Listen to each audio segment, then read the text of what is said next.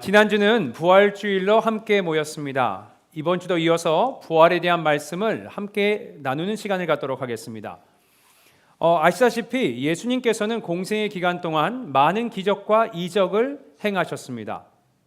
그 중에서도 가장 놀랍고 또 가장 위대한 기적은 무엇일까 생각을 했을 때 아마 죽은 자를 살리신 사건일 겁니다. 그 이유는 아픈 병자는 어느 정도 우리 선에서 치유가 가능합니다. 또 장애도 어느 정도 회복이 가능하지만 죽은 자를 살리는 일, 이것은요 전혀 다른 차원의 이야기입니다. 이건 인간의 능력으로는 절대로 할 수 없는 일이죠. 왜냐하면 생명을 주시는 일은 오직 하나님 주권 안에 있는 일이기 때문에 그렇습니다. 곧 오직 하나님만이 하실 수 있는 일, 이것이 바로 죽은 자를 살리시는 일입니다. 그러므로 부활 사건은 단순히 예수님의 능력을 나타내시는 사건이 아니라 예수님이 하나님의 아들이심을 증명하는 아주 중요한 기적입니다. 그리고 지난주에도 언급했지만 복음서에는 예수님께서 죽은 자를 살리시는 사건이 총 3번 기록되어 있습니다. 첫 번째는 야이로의 딸을 살리신 사건입니다. 이 사건은 마태복음, 마가복음, 누가복음 이렇게 공관복음 모두에 기록되어 있는데요. 회당장이었던 야이로가 예수님을 급히 찾아와서 딸을 살려달라고 간곡히 부탁을 합니다. 예수님께서 수락을 하시죠. 그리고 야이로의 집으로 향하셨지만 도착하셨을 때는 이미 야이로의 딸이 숨을 거둔 후였습니다. 예수님께서 통곡하고 슬퍼하는 이들에게 이렇게 말씀하셨어요. 죽은 것이 아니고 자고 있다. 그리고 아이에게 명령하셨죠. 달리다굼, 소녀야 일어나라. 그러니까 어떻게 됐습니까? 이 아이가 다시 살아났습니다. 두 번째는 예수님께서 한 과부의 아들을 살리신 사건이죠. 예수님께서 제자들과 함께 나인이란 성을 방문하셨는데요. 성문 근처에 도달했을 때 죽은 아들을 메고 나오는 한 과부를 만나십니다. 이를 보신 예수님께서 불쌍히 여기셔서 울지 말라 이렇게 위로하시고 관에 손을 대시고 이번에도 뭐라 그러셨어요? 일어나라 하니까 과부의 아들이 다시 살아나게 됐습니다. 참고로 이 사건은 누가복음에만 기록되어 있습니다. 그리고 마지막 3번째 사건은 오늘 본문에 기록되어 있는 나사로의 부활입니다. 그리고 지난주에 언급한 것처럼 예수님께서 이 기적을 행하시는 목적은요, 단순히 그들이 이 땅에서 형통하게 사는 데 있지 않습니다. 그것을 알 수 있는 것이 살아난 이들 모두 다시 병이 들었을 거고요. 그리고 결국 다 어떻게 됐습니까? 죽었기 때문에 그렇습니다. 그렇다면 예수님께서 죽은 자를 살리신 이런 기적을 행하신 목적, 이유는 무엇일까? 그건 부활의 소망에 대해서 알려주시기 위함입니다. 죽음이 끝이 아니라는 거예요. 예수님 안에서는 생명이 있다는 겁니다. 예수를 믿는 자는 죽어도 산다. 이 사실을 드러내시기 위해서 이런 기적과 이적을 행하신 겁니다. 여러분도 이 점을 염두에 두시면서 오늘 본문 함께 살펴보도록 하겠습니다. 오늘 본문을 제대로 이해하려면 먼저 나사로에 대해서 몇 가지 정보를 알아야 합니다. 이것이 1절에 굉장히 잘 요약되어 있는데 한번 함께 읽어보도록 하겠습니다. 1절 말씀 읽겠습니다. 시작. 어떤 병자가 있으니 이는 마리아와 그 자매 마르다의 마을에 베다니에 사는 나사로라. 먼저 나사로가 어디에 살았는지 그 위치를 알려주는데요. 어디라 그랬죠? 베다니라는 마을입니다. 그리고 계속 본문을 읽어 내려가 보시면 베다니의 정확한 위치도 알려주는데요. 18절에 이렇게 나옵니다. 베다니는 예루살렘에서 가깝기가 한 오리쯤 되며 있습니다. 그러니까 베다니에서 예루살렘까지의 거리가 약 오리, 그러니까 우리로 따지면 대략 3km 정도 되는 거리입니다. 여기서 보자면 이 교회에서 노던 블루바드하고 벨 블루바드까지 가는 거리가 한 3km 정도 됩니다. 저같이 운동이 필요한 사람에겐 좀 걷기 부담스러운 거리지만 당시 갈릴리에서 며칠을 예루살렘으로 걸어서 이동하신 예수님과 제자들 입장에서는요, 상대적으로 굉장히 가까운 거리입니다. 그런데 여기서 의문이 들죠. 요한은 왜 굳이 베다니와 예루살렘 이 사이의 거리를 언급하는 걸까? 왜냐? 요한이 다른 지역에 대해서 언급할 때는 이런 정보를 주지 않았던 것 같거든요. 자, 여기는 다 그럴 만한 이유가 있는데 그건 설교 후반부에서 다루도록 하겠습니다. 자, 이렇게 나사로는 예루살렘 근처 마을 베다니에 사는 사람이었습니다. 자, 본문을 통해서 나사로에 대해서 또 어떤 정보를 얻을 수 있습니까? 매우 중요한 부분인데요. 그건 나사로의 건강 상태입니다. 본문 여러 곳에서 언급되는데 제가 한번 읽어드릴게요. 1절에 이렇게 나오죠. 어떤 병자가 있으니, 2절에 병든 나사로는, 3절에 사랑하시는 자가 병들었나이다 하니, 4절입니다. 예수께서 들으시고 이르시되 이 병은 죽을 병이 아니라, 6절 나사로가 병들었다 함을 들으시고. 자, 요한은요 나사로의 건강 상태에 대해서 계속해서 반복적으로 언급합니다. 자, 그럼 우리가 드는 생각은 요한은 왜 동일한 내용을 계속 반복해서 기록했을까? 이런 의문이 듭니다. 그건 우리가 누구에게 같은 말을 또 하고 또 하는 이유가 있습니다. 우리가 이걸 뭐라고 부르죠? 잔소리라고 부릅니다. 네. 그 이유가 뭡니까? 그만큼 중요한 내용이라는 겁니다. 자, 이렇게 본문의 병명을 직접적으로 밝히고 있지 않기 때문에 무슨 병에 걸렸는지 우리는 알 수 없습니다. 다만 분명한 것은 이 병은 결코 가벼운 병이 아니었다는 겁니다. 왜냐? 결국 나사로가 어떻게 됩니까? 이 병으로 인해서 죽게 되거든요. 자, 이렇게 본문을 통해서 우리는 나사로가 심각한 병을 앓고 있다는 사실을 알 수 있습니다. 자, 나사로에 대해서 또 어떤 부분을 알 수 있나요? 1절을 보면 아시겠지만 가족 관계에 대해서 알 수 있습니다. 그게는 마르다, 마리아 이렇게 두 누이가 있었고요.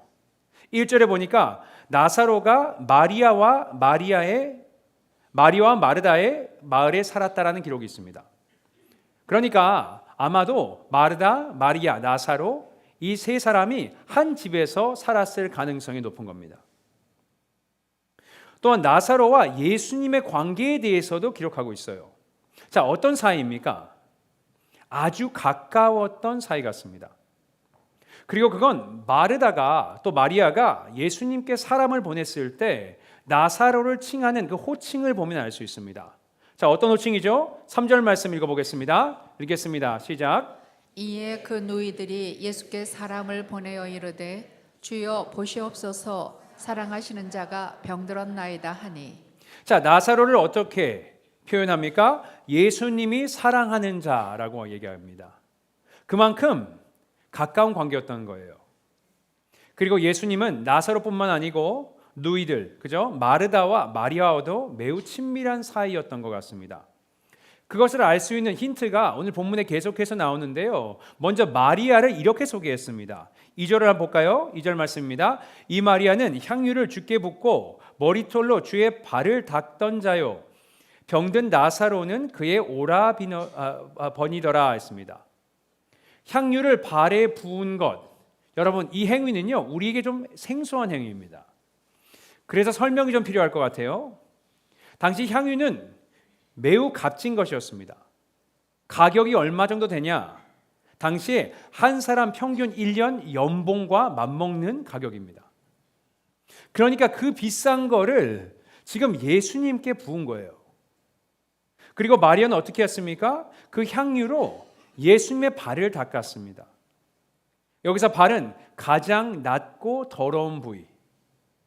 그러니까 발을 닦는 행동은요, 당시에 종들이 하는 행동이었습니다. 자, 이런 마리아의 행동을 보고 우리가 뭘 알 수 있습니까? 마리아가 얼마나 예수님께 진심이었고 그에게 헌신하였는지 우리가 알 수 있는 겁니다. 또한 성경을 보시면 예수님께서 제자들과 함께 예루살렘을 방문하실 때마다 베다니에 묵었다는 기록이 있는데요. 아마도 그것은 이들 나사로, 마르다, 마리아의 집에서 머무신 것 같습니다. 자, 이런 여러 정황을 통해서 우리가 예수님과 이 가족이 얼마나 각별한 관계였는지를 우리가 알 수 있는 겁니다. 그리고 이렇게 각별한 관계를 잘 알았던 오늘 복음서를 작성한 요한이 이렇게 기록을 했습니다. 5절 말씀 읽어보겠습니다. 시작. 예수께서 본래 마르다와 그 동생과 나사로를 사랑하시더니. 자, 이렇게 기록했습니다. 예수님께서 마르다, 그 동생 마리아, 나사로를 사랑하셨다. 자, 여기까지 나눈 내용을요, 제가 한 문장으로 요약해 드리겠습니다. 베다니에 살고 있던 나사로는 심각한 병을 앓고 있었고, 그래서 그의 누이들 마르다, 마리아는 그들과 친분이 깊었던 예수님께 도움을 청한 겁니다. 참고로 이들은 이미 예수님께서 수많은 병자들을 고치신 장면을 목격했기 때문에 예수님이라면 나사로를 치유할 수 있다는 확신이 있었을 겁니다. 자, 그럼 이렇게 나사로가 위독하다는 소식을 예수님께서 듣게 되십니다. 자, 어떻게 하십니까? 조금 뜻밖의 행동을 하십니다. 6절을 보시면 이렇게 나옵니다. 나사로가 병들었다 함을 들으시고 그 계시던 곳에 이틀을 더 유하시고. 나사로에게 곧장 오지 않으세요. 자, 당시 계신 곳이 요단강 건너 베레아 지역에 계셨으니까 베다니까지는 걸어서 하루 정도 걸리는 먼 거리입니다. 자, 그렇다면 이 소식을 들으셨으면 빨리 서둘러서 오셔야 되는데 그냥 그곳에 계속 머무신 겁니다. 그리고 이틀이 지난 후에야 비로소 나사로를 만나기 위해서 베다니로 향하셨습니다. 이렇게 예수님께서 드디어 베다니에 도착하셨어요. 자, 어떤 상황이었습니까? 17절 읽어보겠습니다. 17절 말씀 시작. 예수께서 와서 보시니 나사로가 무덤에 있는지 이미 나흘이라. 뭐죠? 이미 늦은 겁니다. 이미 나사로가 죽은 지 나흘이나 되었다. 이렇게 이야기합니다. 자, 여기서 질문이에요. 요한은 왜 나사로가 죽은 지 나흘이 지났다는 사실을 굳이 기록한 걸까요? 그 이유는요, 당시 의학 기술로는 사망을 즉시 확인할 길이 없었기 때문에 그렇습니다. 그래서 죽음을 확실하게 확인하기 위해서는 나흘이라는 시간이 필요했던 거예요. 자, 왜죠? 나흘이라는 시간이 지나면 시신에는 어떤 변화가 생깁니까? 39절에 나옵니다. 예수께서 이르시되 돌을 옮겨 놓으라 하시니 그 죽은 자의 누이 마르다가 이르되 주여 죽은 지가 나흘이 되었음에 벌써 냄새가 나나이다. 나흘이 지나니까 몸의 부패가 진행되어서 악취가 나는 겁니다. 그리고 사람들은 이것을 통해서 이 사람이 죽었구나 확인할 수 있는 거예요. 이렇게 나사로가 확실히 죽었음을 공포합니다. 자, 이렇게 사람들은요, 자신이 사랑했던 가족, 친구, 또 동료 나사로를 떠나보냈습니다. 자, 그럼 사람들은 그의 죽음 앞에서 어떻게 반응했을까요? 먼저 그의 가족 마르다와 마리아는요, 완전히 무너졌습니다. 그리고 먼저 슬픔에 빠진 마르다가 예수님께 이런 말을 합니다. 21절 말씀 보시면 마르다가 예수께 여짜오되 주께서 여기 계셨더라면 내 오라버니가 죽지 아니하였겠나이다. 그리고 잠시 후에 마리아도 예수님을 찾아오는데요, 동일한 말을 합니다. 한번 32절 말씀 읽어볼까요? 읽겠습니다. 시작. 마리아가 예수 계신 곳에 가서 배웠고 그 발 앞에 엎드려 이르되 주께서 여기 계셨더라면 내 오라비가 죽지 아니하였겠나이다 하더라. 자, 여러분은 이들의 발언이 어떻게 들리십니까? 이들의 말 속에서 예수님을 향한 아쉬움과 원망이 느껴지지 않으세요? 지금 이들은요, 늦게 온 예수님을 책망하는 겁니다. 여러분, 이들의 이런 행동이 다소 무리하게 느껴질 수 있어요. 아니, 감히 어떻게 예수님께 이런 말을 하지? 이렇게 생각될 수 있습니다. 하지만 제가 이미 본문의 배경을 설명드렸잖아요. 이 자매들은요, 혼란스러운 거예요.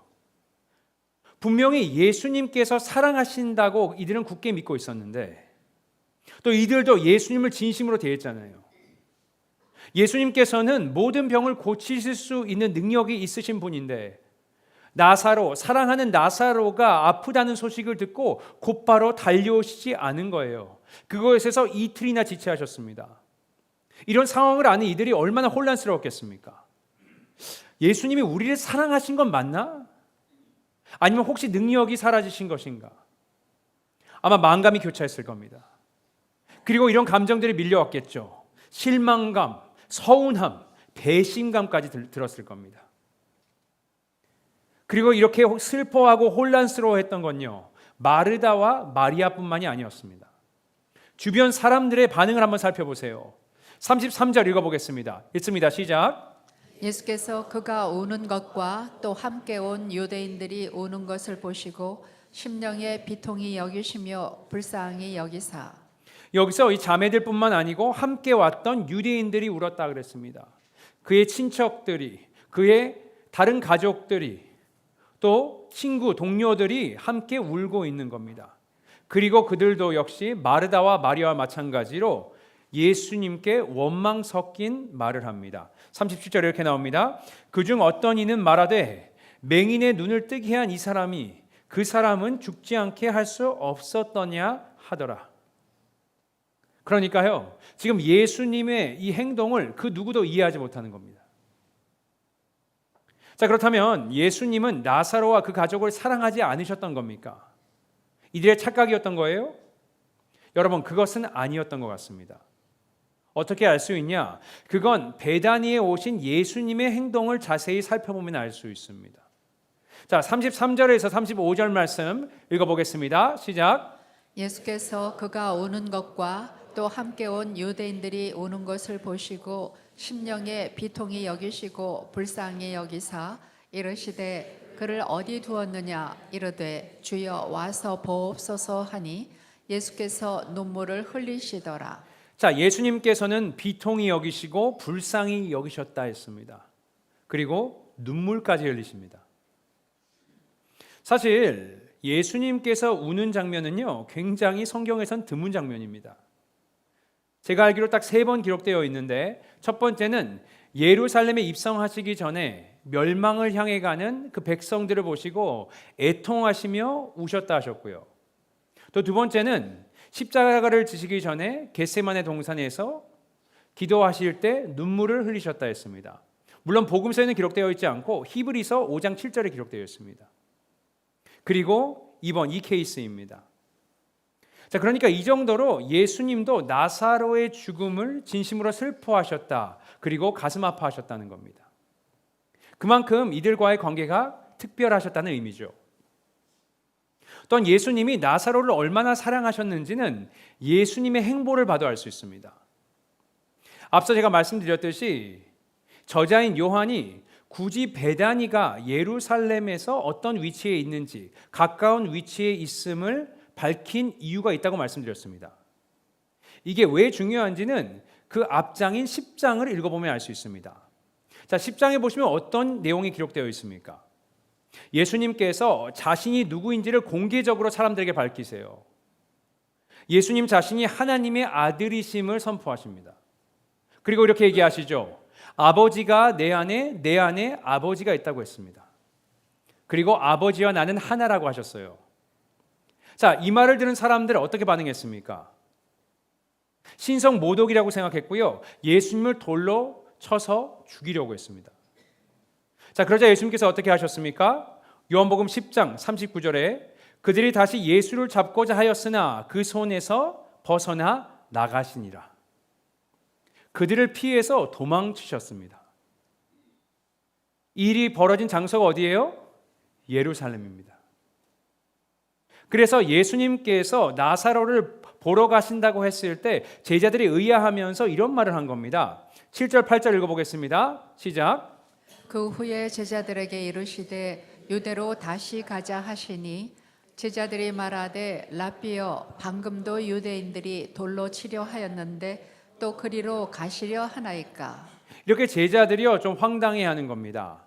그리고 마지막에 제자 중 한 명인 도마가 이런 말을 하죠. 16절 보시면 디두모라고 하는 도마가 다른 제자들에게 말하되 우리도 주와 함께 죽으러 가자 하니라.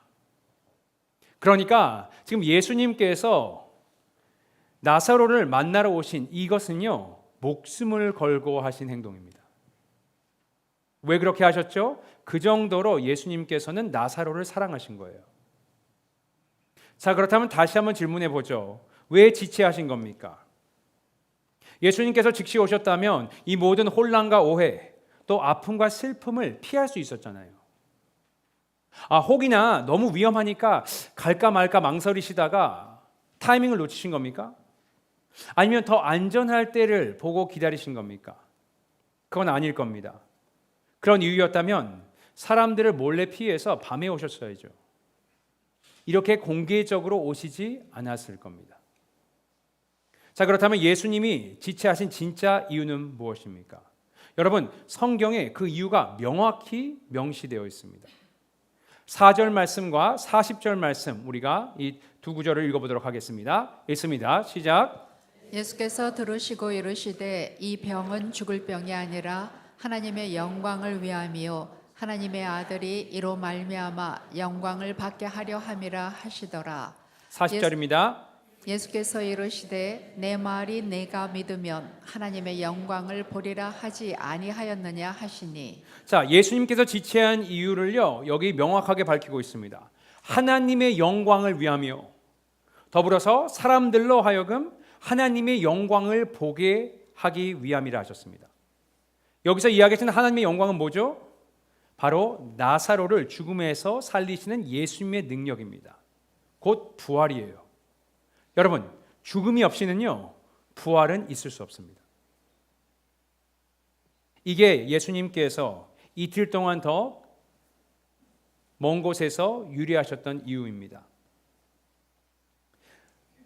오늘 본문 말씀을 우리가 함께 살펴봤는데요. 여러분에게 어떤 생각이 드십니까? 지금 이들이 겪고 있는 이 일이요, 결코 남의 일이 아닐 겁니다.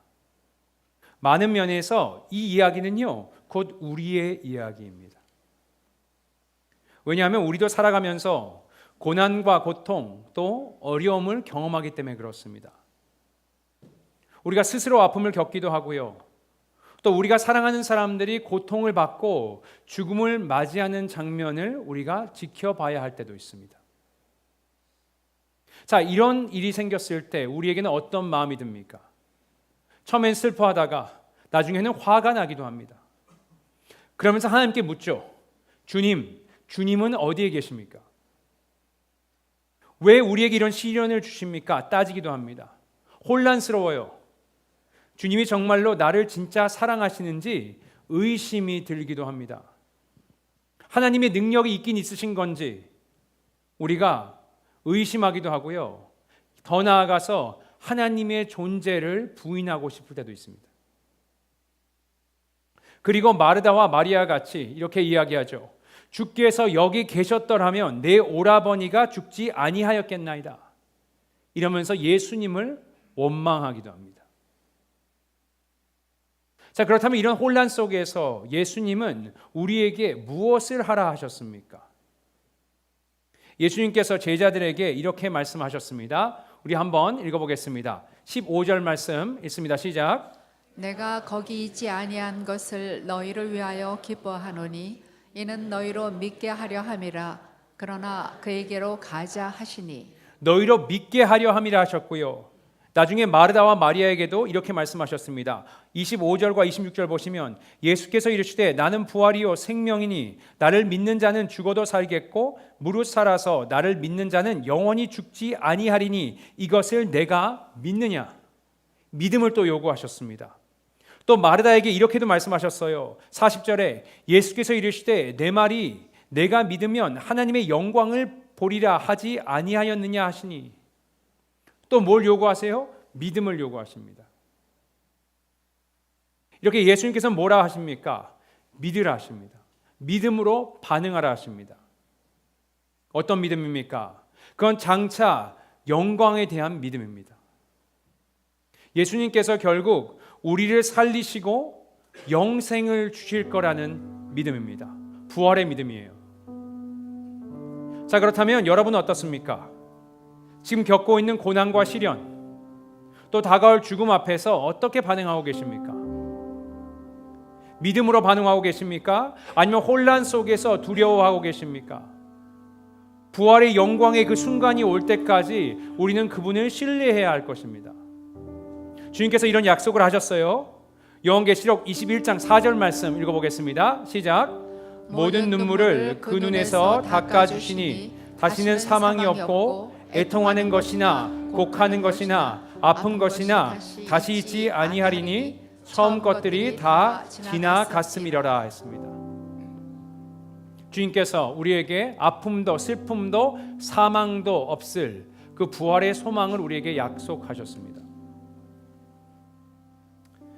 제가 이번에 볼리비아 선교와 또 멕시코 선교 탐방을 다녀오면서 하나님께서 깨닫게 해주신 부분이 있었습니다. 그리스교회에서 나눴었는데 먼저 볼리비아 선교 이야기를 조금 나누자면요, 제가 사실 볼리비아 선교를 가기 전부터 컨디션이 그다지 좋지 않았습니다. 자, 그런 상황에서 선교를 가게 됐는데 사역 첫날은 그냥 그럭저럭 버텼어요. 그런데 둘째 날에는 고산병까지 생기면서 막 속이 메스껍고 어지럽고 일어날 힘이 없는 겁니다. 그런데 이제 집회 시작할 시간이 다 된 거예요. 그러니까 정말 기도하면서 이를 악물고 몸을 일으켜서 숙소로 나섰습니다. 숙소에서 나섰죠. 집회하는 곳까지. 겨우 숙소에 문을 열고 나오는데 비가 진짜 엄청나게 쏟아지는 겁니다. 그러니까 솔직히 좀 짜증이 나는 거예요. 속으로 불평하면서 아니 내가 지금 하나님 일하러 왔는데 이게 뭡니까? 이렇게 혼자 투덜거렸습니다. 그렇게 숙소에서 뛰어서 예배당에 도착을 했는데요, 옷이 흠뻑 다 젖었습니다. 팀과 함께 집회를 위해서 기도하고 이제 시작하기 전까지 한 10분 정도 시간이 있었는데요, 그때 하나님께서 저에게 이런 말씀을 해주시는 것 같았어요. 거스야, 이 비는 너를 위한 거야. 너가 산소가 부족해서 고산병으로 힘들어하는 것 같아서 이 비를 내가 너에게 선물로 주는 거야.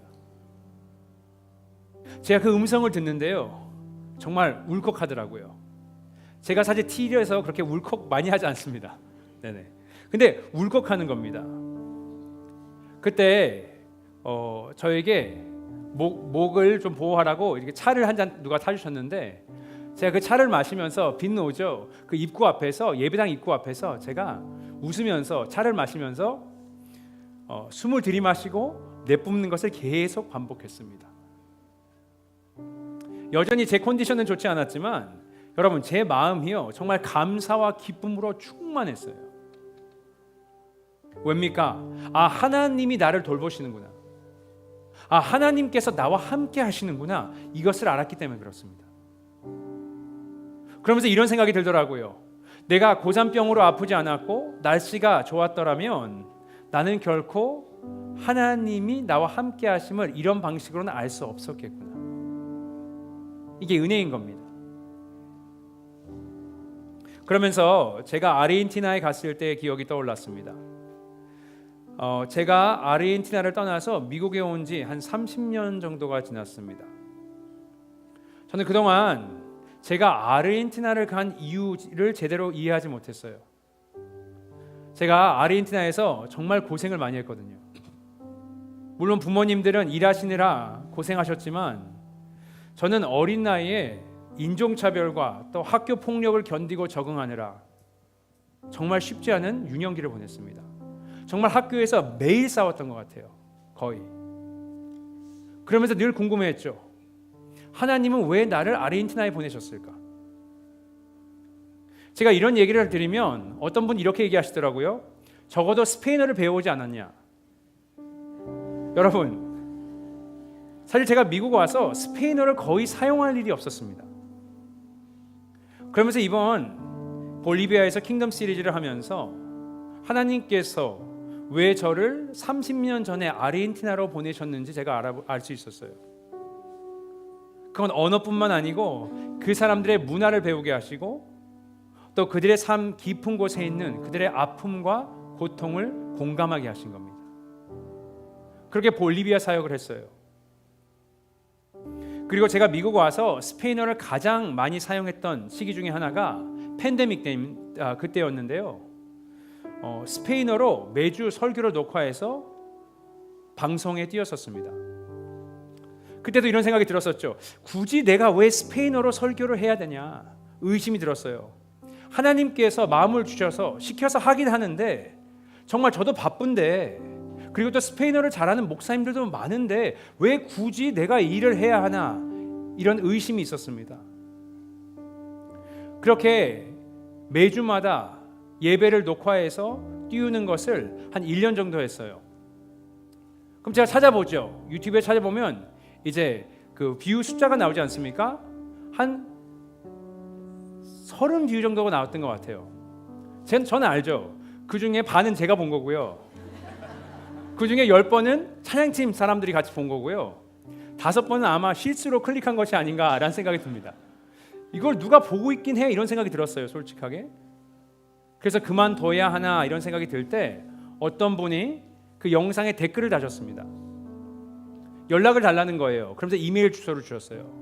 멕시코에 사시는 분이었는데 제가 그래서 이메일을 드렸습니다. 왜 그러냐고 저한테 물어보시는 거예요. 혹시 온라인으로 멕시코에서 부흥회를 인도할 수 없냐고. 그래서 제가 기도하면서 하나님께서 마음을 주셔서 그렇게 하겠다고 했습니다. 그리고 온라인으로요 부흥회를 인도했는데 한 50분 정도가 오신 것 같아요. 제가 설교를 열심히 하고 이제 마무리를 짓고 그분들이 간증을 하시고 이렇게 잘 마무리가 됐습니다. 제가 이번에 멕시코를 방문했을 때 어떻게 연락이 닿아서 그때 댓글을 다시고 저를 부흥회에 초청하신 그분과 잠시 만나서 교제를 나눴습니다. 그분은 제가 생긴 걸 아는데 저는 어떻게 생긴지 모르죠. 그냥 기다리고 있었어요. 그 어떤 분이 저를 와서 인사를 하시더라고요. 따님하고 함께 오셨어요. 그리고 저랑 만나서 그때 하나님께서 이 온라인 사역을 어떻게 사용하셨는지 간증을 하기 시작하셨습니다. 그래서 제가 깨달았죠. 저에게 왜 멕시코를 가라고 하셨는지. 물론 사역적인 이유도 있지만 또 이런 이유 때문에 멕시코를 가라 하신 것이 아닌가 싶더라고요. 왜냐하면 사실 가기가 좀 버거웠거든요, 이번에. 여러분, 지금 당장은 하나님께서 하시는 일을 우리가 이해하지 못할 수 있습니다. 특히 우리가 고난을 받고 어려움에 처하면 더욱더 그렇습니다. 하지만 반드시 이 모든 것이 make sense, 이해가 되는 날이 올 것입니다. 제가 고선병과 비의 의미를 깨달았던 것처럼 몇 분, 몇 시간이 걸릴 수도 있고요. 또 제가 아르헨티나로 이민을 간 이유를 깨닫는 것처럼 30년이 걸릴 수도 있습니다. 또한 이 생에서의 삶을 마치고 예수님을 만나 뵈었을 때 그제서야 하면서 이해가 되는 일도 있을 겁니다. 자, 그럼 우리는 그동안 무엇을 해야 할까요? 하나님의 영광의 날, 그날이 올 때까지 믿음으로 반응하라 하셨습니다. 주님을 신뢰하시는 거예요. 믿음으로 부활의 영광을 기다리는 겁니다. 지금 당장은 나에게 왜 이런 일이 생겼는지, 왜 이런 일이 일어나고 있는지 우리가 이해하지 못할 수 있습니다. 또 더 나아가서 억울하고 고통스러울 수도 있어요. 그러면서 의심을 하죠. 하나님의 사랑과 하나님의 능력을. 하지만 이 모든 것이 퍼즐이 맞춰지고 이해되는 날이 반드시 올 것입니다. 여러분, 그날이 오기까지 우리가 주님을 신뢰하고 또 그분의 영광을 위해서 살아가십시다. 그렇게 하나님의 영광을 위해서 또 장차올 부활의 영광을 바라보시며 또 기다리시면서 우리의 고통과 또 고난을 믿음으로 넉넉히 견디시고 이기시는 저와 여러분 되시기를 예수님의 이름으로 축복드립니다. 기도하시겠습니다. 이 시간 함께 우리 묵상하며 나아갔으면 좋겠습니다. 하나님께서 우리의 삶에 어려움과 이해되지 않는 일들을 허락하셨습니다. 그리고 그것을 믿으라 하셨습니다. 주님을 신뢰하라 하셨습니다. 우리 주님 앞에 이 시간 믿음을 달라고 우리의 삶에서 어떤 부분을 주님을 신뢰해야 하는지 우리 여쭤보면서 나아가는 시간을 갖도록 하겠습니다. 함께 기도하시겠습니다.